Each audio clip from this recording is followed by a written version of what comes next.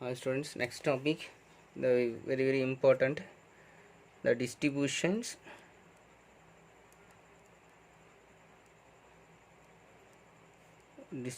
of charges in a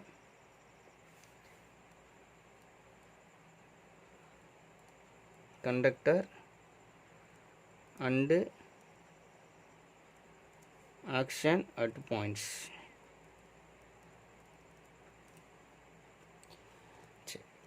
first நம்ம என்ன பார்க்க போகிறோன்னா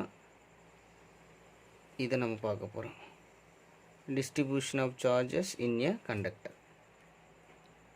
Distribution of charges in a conductor. So first, two conducting spheres.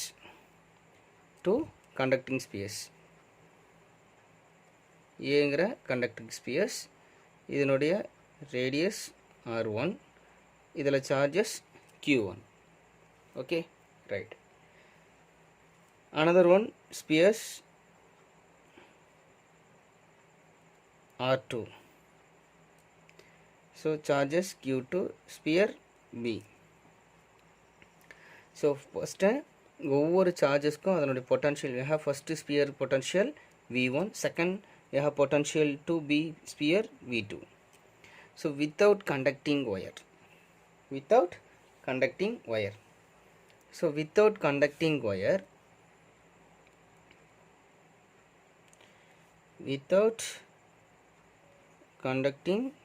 wire the potential V1 not equal to V2. okay, so then because என்னன்னா not connecting spheres, அப்போ இதுக்கு இது எவ்வளோ sphere charges இருக்கோ அந்த சார்ஜஸ் தகுந்த மாரி we have potential V1. So இதுக்கு இந்த நம்மக்கிட்ட இந்த பொட்டன்ஷியல் இருக்குன்னு அர்த்தம். இதில் எவ்வளோ நம்மக்கிட்ட சார்ஜஸ் இருக்கோ அதுக்கு தகுந்த மாரி இருக்கும். ஸோ தென் அதேமாரி இதில் எவ்வளோ சார்ஜஸ் இருக்குது அப்படின்னு பார்த்தீங்க அப்படின்னா, இங்கே எவ்வளோ சார்ஜஸ் இருக்கோ அதுக்கு தகுந்த மாரி தான் இந்த பிக்கு V2ங்கிற பொட்டன்ஷியல் இருக்கும். ஸோ அதனால் அது சார்ஜஸ் பொறுத்து தான் அதனுடைய அந்த ஸ்பீரோட பொட்டன்ஷியல் இங்கே இருக்குதுன்னு நம்ம சொல்லியிருக்கலாம். Okay, right. தென் இப்போ நம்ம என்ன பண்ண போகிறோம் அப்படின்னா, so conducting wire with conducting wire. So அப்போ கனெக்ட் பண்ணிட்டேன். ஸோ இதுதான் கண்டக்டிங் ஒயர். ஸோ அப்போ சார்ஜ் வந்து ஃப்ளோ ஆகும். Charge flow from high potential to low potential.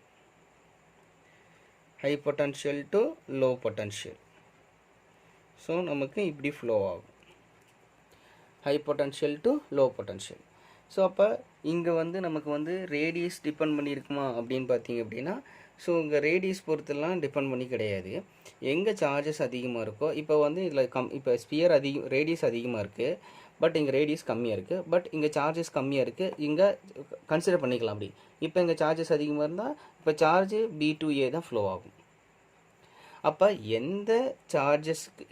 எந்த சார்ஜ் வேல்யூ அதிகமாக இருக்கோ அங்கே பொட்டன்ஷியல் அதிகமாக இருக்கும். ஓகே, அப்போ எங்கே சார்ஜஸ் அதிகமாக இருக்குது அதை பொறுத்து தான். இப்போ ரேடியஸ் அதிகமாக இருக்கிறதுங்கிறத பொறுத்து நமக்கு சார்ஜஸ் அதிகமாக இருக்கிறது இல்லை. எந்த ஸ்பியருக்கு சார்ஜஸ் அதிகமாக இருக்கோ அங்கே வந்து பொட்டன்ஷியல் அதிகமாக இருக்கும். அப்போ high potential to low potential. Okay, அப்போ formula V1 equal to V2, that is equal potential. எது வரைக்கும் ஈக்குவலாக இருக்கும்? எப்போ ஈக்குவலாக இருக்கும் அப்படின்னா, அந்த ரெண்டு ஸ்பியர்லேயும் சார்ஜஸ் வந்து ஈக்குவலாக இருக்கும்போது அப்போ V1 ஈக்குவல் டு V2 மாறிடும். அப்போ அந்த சார்ஜ் எப்போ வரைக்கும் ஃப்ளோ ஆகும்? பொட்டன்ஷியல் ஈக்குவல் ஆகிற வரைக்கும் ஃப்ளோ ஆகும். ஓகே, இது வந்து important 1 mark questions. So already நம்ம வந்து பாயிண்ட் சார்ஜுக்கான ஒரு பொட்டன்ஷியல் ஃபார்ம்லாம் பார்த்துருக்கோம். V equal to Q/4πε0 R அப்படிங்கிற ஒரு ஜென்ரல் ஃபார்முலா நம்ம பார்த்துருக்கோம். இப்போ நம்ம ஃபஸ்ட்டு ஒன்று V1 equal to Q1/4πε0 R1, V2 equal to Q2/4πε0 R2. Okay, right.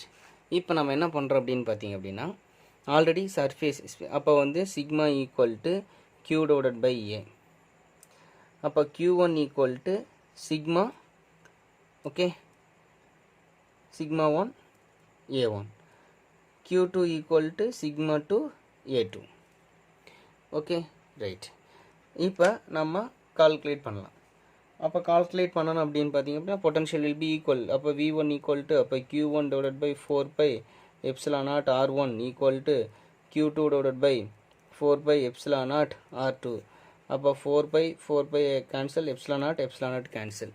அப்போ q1ஓட வேல்யூ சிக்மா 1 a1. அப்போ ஏரியா ஸ்பியரோட ஏரியா 4 பை r ஸ்கொயர்டு. அப்போ 4 pi r1 squared. q1 equal to sigma 1 sigma 1 4 by q2 equal to sigma 2 4 by r2 squared. ஓகேங்களா? அப்போ q1 equal to sigma 1 4 by r1 squared divided by r1 equal to sigma 2 4 by r2 squared divided by r2.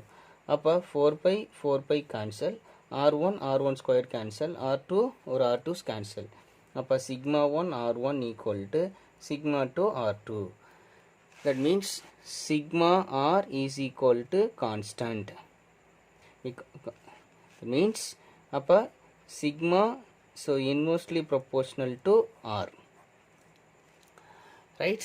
Appa the radius of the curvature is minimum, density is maximum. Appa densities appa radius வந்து maximum இருந்தா density is கம்மி.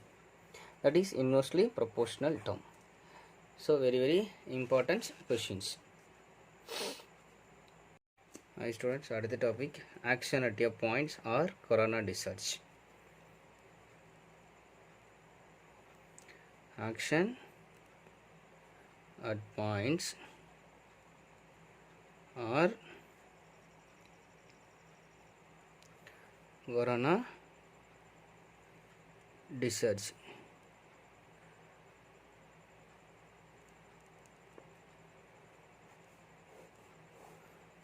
Okay, right.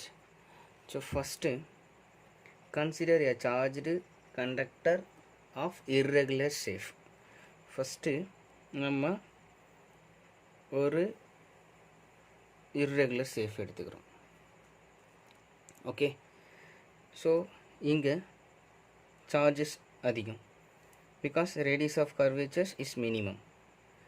Okay right. அப்போ இந்த இடமெல்லாம் வந்து பார்த்திங்க அப்படின்னா கொஞ்சம் டென்சிட்டிஸ் கம்மி.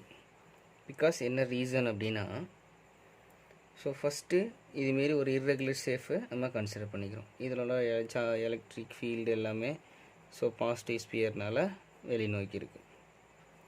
ஸோ ரெண்டாவது டயக்ராமில் நம்ம பார்க்குறது என்னென்னா, we know that smaller the radius of curvature, the larger is the density. The end of conductor is larger curvature, the larger accumulations. Okay right. அப்படின்னா மீனிங் என்னென்னா, ஃபஸ்ட்டு இதே டயக்ராமில் ஸோ நான் பாருங்கள், இந்த இடத்துல நான் என்ன பண்ணுறேன் அப்படின்னா, ஸோ ஒரு மினிமம் கர்வேச்சர்ஸ். ஓகே, இப்போ radius is minimum, the density is maximum. இந்த இடத்துல டென்சிட்டி இஸ் மேக்ஸிமம். பட் இங்கே வந்து பார்த்திங்கன்னா the radius is maximum, the density is minimum. Okay, as a result the electric field near the edge very high and ions are surrounding air. The positive ions are repelled. Okay, at the sharp edge the negative ions is attracted towards the sharp edge. அப்போ the comb shaped conductor, what is mean by comb shaped conductors means என்னன்னா இப்படி இருக்கும். So இதுதான் நான் இந்த diagram தான் நான் இங்கே சொல்ல வரேன். எப்படி நல்லா புரிஞ்சுக்கிங்க. இது ஒரு comb shaped. அப்போ ஷார்ப் எட்ஜ், இந்த ஷார்ப் எட்ஜில் so density charge density is maximum. அப்போ சார்ஜ் டென்சிட்டி இஸ் மேக்ஸிமம்னா சார்ஜ் வந்து லீக்கேஜ் ஆகும். சார்ஜு லீக்கேஜ் ஆகும். ஸோ சார்ஜ் லீக்கேஜ் ஆகிறதுக்கு என்ன காரணம் அப்படின்னா, due to ionisation, due to ionised, charge ionised. எதனால்? அப்போ இங்கே எல்லாமே ஒரு எலக்ட்ரிக் ஃபீல்டு இருக்குது, ஒரு எலக்ட்ரிக் ஃபீல்டு. அப்போ இந்த எலக்ட்ரிக் ஃபீல்டு இந்த இடம் என்ன அக்குமுலேஷனாக இருக்கும், ஏர் இருக்கும். அப்போ இந்த ஏர் வந்து என்னவாகும் அப்படின்னா ஸோ எலக்ட்ரிக் ஃபீல்டால் சார்ஜ் இங்கே ஏரில் இருக்கிற சார்ஜ் பார்ட்டிகல்ஸ் வந்து என்னவாகும் அப்படின்னா ஏர் வந்து எலக்ட்ரிக் ஃபீல்டால் அயனைஸ்ட் ஆகும்னு அர்த்தம். ஓகே, எலக்ட்ரிக் ஃபீல்டால் ஏர் அயனைஸ்ட் ஆகும். அப்புறம் அயனைஸ்ட் ஆகும்போது இங்கே சார்ஜ்டு பார்ட்டிகல்ஸ் ப்ரொடியூஸ் ஆயிரும். அப்போ சார்ஜ்டு பார்ட்டிகல்ஸ் ப்ரொடியூஸ் ஆகும்போது அப்போ பாசிட்டிவ் என்னவாகும் அப்படின்னா ரிப்பல் ஆகும். நெகட்டிவ் சார்ஜ் வந்து அட்ராக்டிவ் ஆகும். தட் இஸ் கால்டு என்னது ஆக்ஷனா points or corona discharge. So இன்னொரு டைம் தெளிவாக சொல்கிறேன் பாருங்கள். ஸோ இது சார்பேஜ். ஸோ இந்த சார்பேஜில் சார்ஜ் டென்சிட்டிஸ் மேக்ஸிமம். அப்போ சார்ஜ் ஒரு டென்சிட்டிஸ் மேக்ஸிமம் அப்படின்னா சார்ஜ் வந்து லீக்கேஜ் ஆகும். அது என்ன ரீசன்னால் அங்கே ஒரு அயனைசேஷனால் சார்ஜ் வந்து லீக்கேஜ் ஆகும். அந்த அயனைசேஷன் எப்படி நடக்குது, அயனைஸ்ட் எப்படி ஆகுது அப்படின்னா அப்போ இங்கே டென்சிட்டிஸ் மேக்ஸிமம், சார்ஜ் டென்சிட்டிஸ் மேக்ஸிமம்னால ஒரு ஹை எலக்ட்ரிக் ஃபீல்டு இருக்கும். அப்போ அந்த ஹை எலக்ட்ரிக் ஃபீல்டில் நியரஸ்ட் ஏர் வந்து என்னவாகும் அப்படின்னு பார்த்தீங்கன்னா அயனைஸ்ட் ஆயிரும். அயனைஸ்ட் ஆகும்போது சார்ஜஸ் வந்து ஸோ சார்ஜர் பார்ட்டிகல்ஸ் ப்ரொடியூஸ் ஆகும். பாசிட்டிவ் ரிப்பல் ஆகும். நெகட்டிவ் சார்ஜஸ் அட்ராக்டிவ் ஆகும். ஓகே, அப்போ ரைட். அப்போ த அட்ராக்ட் ஆகும்போது reduce the total charge of conductor near the sharp edge. This is called action at a points or corona discharge. Okay, சரி, right. So இதனோட applications தான் நம்ம எங்கே பயன்படுத்த போகிறோம்னா lightning arresters or lightning conductors அப்படின்னு நம்ம பார்க்க போகிறோம். ஓகே,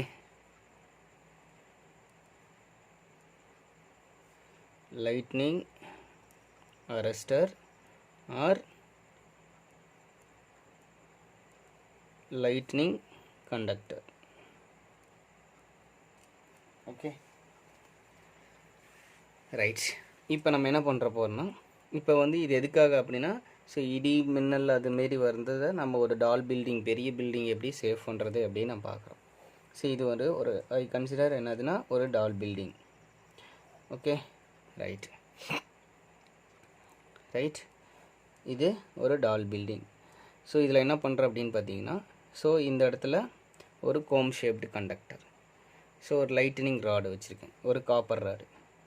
அப்போ இந்த காப்பர் ராடு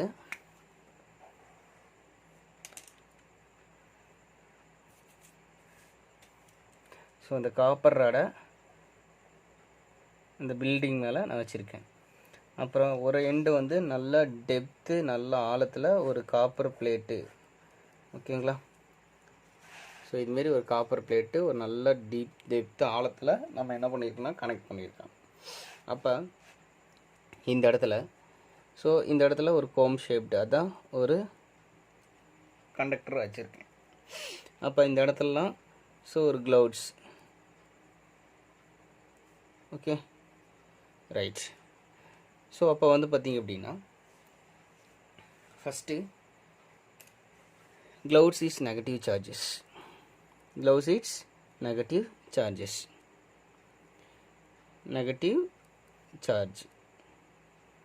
ஸோ அப்போ அந்த ஷார்ப் எட்ஜஸில் ஸோ ஹை எலக்ட்ரிக் ஃபீல்டால் அப்போ இங்கே இருக்கிற ஏர் வந்து கெட் அயனைஸ்டு. ஓகே, ஏர் கெட் அயனைஸ்டு. அப்போ ஏர் கெட் அயனைஸ்ட் ஆகும்போது அப்போ இங்கே சார்ஜ்டு பார்ட்டிகல்ஸ் ப்ரொடியூஸ் ஆயிரும். அப்போ பாசிட்டிவ் சார்ஜஸ் அண்டு நெகட்டிவ் சார்ஜஸ்னு ப்ரொடியூஸ் ஆயிரும். ஓகே, அப்போ இங்கே பாசிட்டிவ் ரிப்பல் ஆகும். அப்படி பாசிட்டிவ் ரிப்பல் ஆகி அப்போ என்னவாகும் அப்படின்னா ரிப்பல் ஆகும்போது க்ளவுட்ஸில் இருக்கிற ஒரு பார்ட் ஆஃப் ஓகேங்களா சார்ஜஸை நியூட்ரலைஸ் பண்ணும். ஓகேங்களா? அப்புறம் remaining part of negative charges towards the conductor. அப்போ அந்த நெகட்டிவ் என்னவாகும் ரிப்பல் ஆகி அப்போ இந்த பாசிட்டிவ் கண்டக்டர் கூட அட்ராக்டிவ் ஆகும். அப்படி அட்ராக்டிவ் ஆகும்போது அப்போ பொட்டன்ஷியல் டிஃப்ரென்ஸ் ரெடியூஸ்ட் ஆகும். அப்போ like charges means potential is increases, unlike charges means potential decreases. அப்போ அந்த பொட்டன்ஷியல் வேல்யூ கம்மியாகும்போது ஸோ அந்த காப்பர் ராடு வழியாக கீழே இறங்கி ஸோ அந்த பில்டிங்க்கு எந்த ஒரு சேஃப் இல்லாமல் நமக்கு இங்கே கீழே போயிடும். அப்போ பொட்டன்ஷியல் அதோட எஃபெக்ட் வந்து கம்மியாயிருன்னு அர்த்தம். ஓகேங்களா? ரைட். ஸோ இந்த ரீசனால் தான் ஸோ ஒரு லைட்டனிங் அரஸ்டர்ஸ் கண்டக்டர் வந்து நம்ம ஒரு டால் பில்டிங்கில் வைக்கிறோம். ஓகே, ஸோ இதில் ஏதாவது டவுட் இருந்தால் கண்டிப்பாக கேளுங்க.